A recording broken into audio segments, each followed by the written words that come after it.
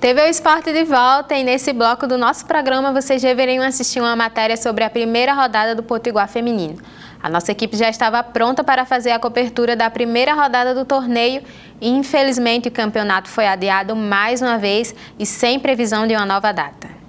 Mais uma vez nós não temos campeonato. Exatamente, né? Infelizmente foi adiado mais uma vez. Eu já perdi até as contas, né, de quantas vezes o campeonato foi realmente adiado. Eu conversei hoje mais cedo com o presidente da Federação Norte-Rio-Grandense de Futebol, o José Vanildo, por telefone, né? E ele me falou que o motivo por esse adiamento, por mais um adiamento, teria sido por causa de outras competições que estão acontecendo, né? Como a segunda divisão do Campeonato Potiguar, o Sub-17. Então, é até um pouco curioso ele utilizar isso como um possível motivo, né, pelo adiamento do campeonato, porque eu acredito que qualquer calendário minimamente organizado, né, em qualquer federação que tivesse uma organização, isso não aconteceria, né? No início do ano, até mesmo no final do ano, organizando o calendário da próxima temporada, né, do próximo ano, todas essas competições já teriam sido definidas.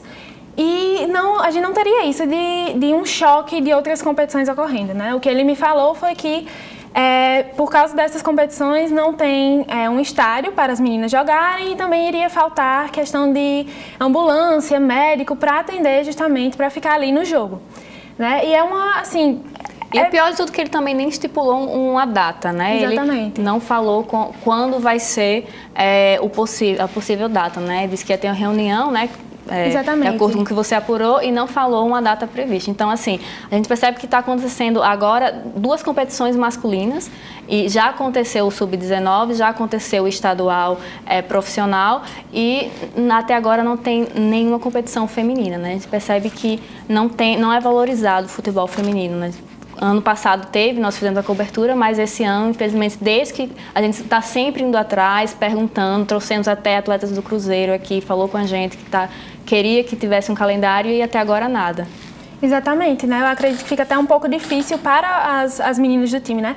Não só para as jogadoras, mas também como para toda a equipe técnica, que estão se preparando e treinando constantemente, como o time do Cruzeiro de Macaíba, né? Que está sempre treinando toda semana, mas que, assim, perde até o sentido, né? A gente está treinando para quê se a gente não tem um campeonato, se a gente não vai ter uma competição? Né? Então, é um descaso com as jogadoras, é um descaso com a equipe técnica desses times. E, assim, é até infeliz porque a gente vê que, como ele me disse, tem outras competições aí masculinas acontecendo que não são nem a principal, né? Tem aí o Sub-17, a segunda divisão, enquanto a gente não tem nem a primeira divisão do feminino, né? Infelizmente. A gente espera aí que tudo se resolva e que o campeonato de fato aconteça.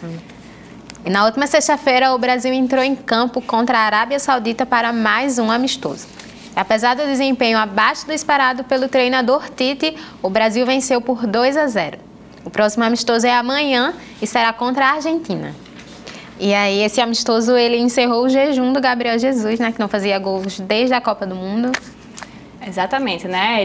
Ele na Copa do Mundo falava muito sobre o Gabriel Jesus, né? Queria que colocasse o Firmino no lugar. Ele não tinha sido convocado na primeira convocação que o Tite fez depois da Copa, ele não tinha sido convocado, agora foi, né? Fez o gol dele, mas mesmo assim o jogo jogo foi muito abaixo, foi um jogo morno, né? Para ser uma equipe que não é uma das melhores, né? Não é uma das melhores equipes de futebol, né? A Arábia Saudita, e o Brasil fez 2 gols, mas foi bem abaixo do esperado. Exatamente, né? Aí a gente vê esse amistoso, Brasil e Arábia Saudita, o Brasil não fez mais que a sua obrigação, né? Vencendo por 2-0, porque a Arábia Saudita é uma seleção que está aí, tem um nível técnico baixíssimo, acho que está bem baixo no ranking da FIFA, né?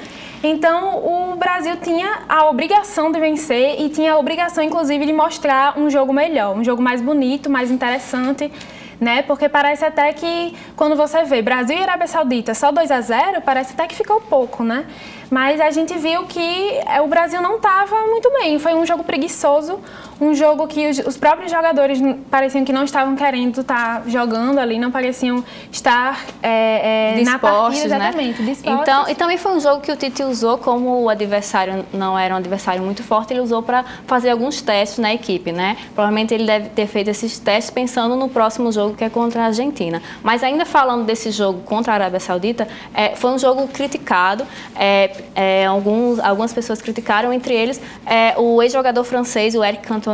Ele fez uma crítica à seleção brasileira, né? Disse que não entendia porque o Brasil estava jogando contra a Arábia Saudita, que é um país conhecido por ter leis autoritárias, e ele também emendou isso com a situação atual que o Brasil está vivendo, né, nessa época de eleições. Então, ele fez essa crítica porque, de acordo com ele, o Brasil acabou jogando contra a Arábia Saudita apenas por dinheiro e não porque realmente representava, fazia algum sentido, só aceitou o jogo por dinheiro. Exatamente, né? Inclusive, o jogo amanhã, Brasil e Argentina, vai ser lá na Arábia Saudita. E tem esse questionamento, né, como a Eline trouxe, fica até meio sem sentido. Um clássico latino-americano acontecendo lá na Arábia Saudita, por que isso, né? Eu tenho certeza que se esse jogo fosse aqui, ou no Brasil, ou na Argentina, o estádio estaria muito mais cheio, nós estaríamos com pessoas aí... Com a torcida, né? Porque exatamente. Imagina alguém que mora aqui no Brasil ou na Argentina ir lá para a Arábia Saudita para assistir um jogo, né? É um amistoso. Claro que não vai, né? Exatamente, deve ter alguém que vá, mas acho difícil. Também falando também no jogo do Brasil e Argentina, o Brasil amanhã vai ter uma tarefa aparentemente simples, né? A Argentina vem muito desfalcada, vem aí sem Messi, sem o Sérgio Agüero, sem o Higuaín, sem o Di Maria, né? Que são as peças principais da Argentina. Então, o Brasil vem aí com um pacote completo, né? Tá com o Neymar, vem aí com o Firmino, o Felipe Coutinho. Então, tem que vencer, né? E se vencer, não faz mais que a sua obrigação também. Inclusive, hoje o Tite realizou um treino fechado, né? Não deixou a imprensa acompanhar, não divulgou a escalação, a gente não sabe o que é que ele vai trazer amanhã. Mas nós sabemos que na Argentina vai ter o Dybala e vai ter o Pavão, que somente o Pavão foi um dos destaques, né, na Copa. Então a gente sabe o que é que vai vir aí já do adversário. A gente espera um bom resultado desse clássico, né? Agora vamos de Série A. Juliana Lima e Letícia Medeiros tiraram umas merecidas férias da bancada do TV Esporte, mas foi por uma boa causa. Elas foram para o Rio de Janeiro e não perderam a chance de assistir o Fla-Flu no Maracanã. E aí, meninas aí no estúdio, você em casa, estamos sendo substituídas, né, Letícia, hoje, mas a gente está aqui no Rio de Janeiro e teve o prazer de assistir um clássico, né, o Fla-Flu. Foi um jogo, vamos dizer, muito mais para o Flamengo do que para o Fluminense. Com certeza, 2 gols de Uribe, um gol do Léo Duarte, onde a gente viu um time do Fluminense que simplesmente não conseguia competir com o Flamengo e foi basicamente dominado pelo time rubro-negro. É isso aí, do primeiro, segundo tempo, a gente só viu o Flamengo, até o placar mostra isso, 3-0. É isso então, a gente está muito feliz, né, Letícia, realizando um sonho, a gente nunca assistiu um clássico tão grande assim, né, no estádio, e ainda mais no Maracanã, que é esse estádio maravilhoso aqui. Então é isso, um beijo para vocês, a gente volta a próxima semana. Tchau! Valeu, Juliana e Letícia, e não teve só Fla-Flu no Brasileirão, não.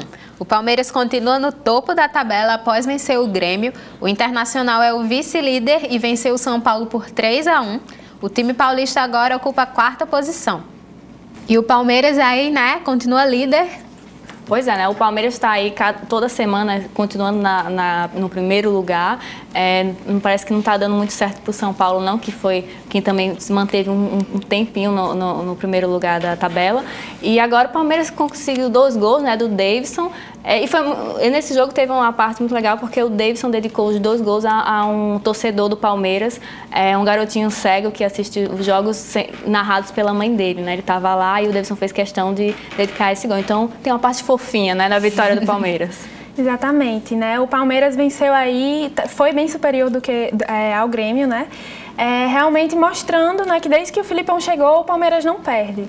Então, mostrando realmente que esse rendimento, ele não é, assim, só uma fase, né? Tá aí estão conseguindo vencer, estão conseguindo apresentar um jogo bonito, um jogo bom, né? Não é somente realmente vencer, né? Eles estão conseguindo apresentar um jogo legal para a torcida assistir, né? Mas também não se sabe se o Grêmio ele estava se dedicando mais a Libertadores do que ao Brasileirão, né? Também pode ser por isso que ele não tenha se empenhado tanto nesse jogo, né? Exatamente. O Grêmio ele vai enfrentar, né? Não nessa semana, mas só na outra, né? Vai enfrentar o River Plate.